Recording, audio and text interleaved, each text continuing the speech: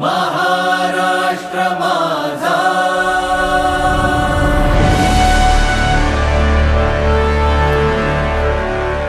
महाराष्ट्र माझा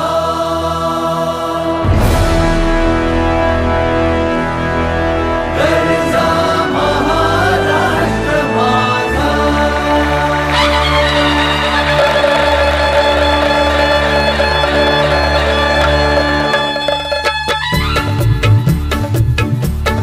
जय जय महाराष्ट्र माझा गरजा महाराष्ट्र माझा जय जय महाराष्ट्र माझा गरजा महाराष्ट्र माझा जय जय महाराष्ट्र माझा गरजा आपण सर्व एकत्र आलो. आपला हा दिवस सर्वांचा आनंद द्विगुणित झालेला आहे.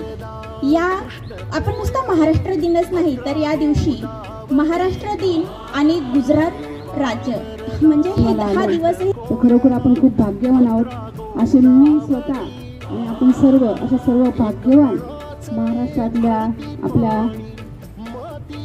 सर्व नागरिकांना सर्वप्रथम खूप खूप शुभेच्छा. खरंच आपण खूप भाग्यवान आहोत. नेहमी असं जर आपण विचार केला आपला भारत देश आणि भारत देशातलं सगळ्यात समृद्ध किंवा ज्या ठिकाणी आपण अजूनही सुरक्षित आहोत जर बाकीची परिस्थिती बघितली त्या तुलनेने तर असं आपण नशीब घेऊन आपण ह्या राज्यात जन्माला आलो आहे. तर आपण खरोखर स्वतःला खूप भाग्यवान समजलं पाहिजे. तर सर्वप्रथम महाराष्ट्र दिनाच्या सगळ्यांना खूप खूप शुभेच्छा. आणि दुसरा दिवस आपण कामगार दिन म्हणून आपण साजरा करतो. तर आपण सर्वच कामगार आहोत.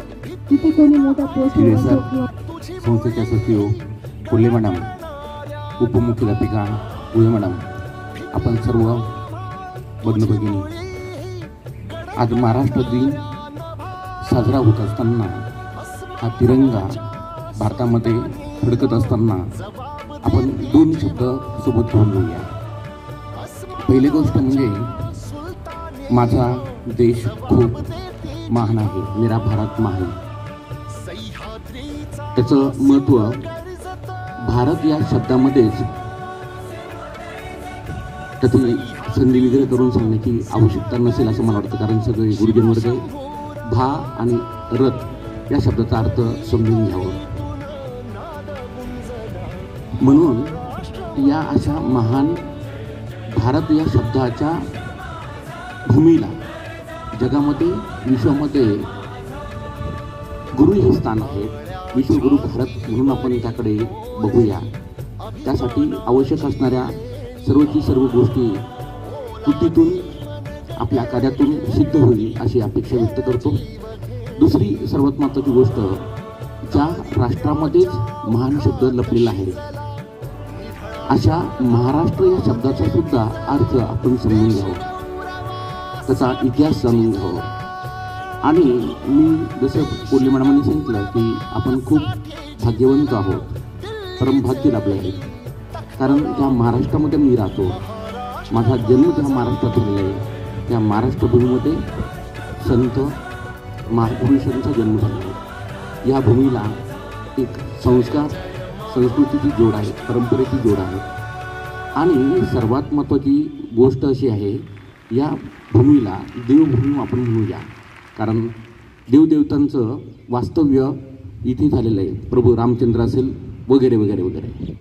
म्हणून आपण स्वतःला महाराष्ट्रामध्ये राहताना महान व्यक्ती म्हणून महाराष्ट्रातला मी एक महाराष्ट्रीयन म्हणून आपण त्याकडे बघावं. आणि खरोखर काल महाराष्ट्राला एक देशामध्ये सर्वोच्च स्थान होतं.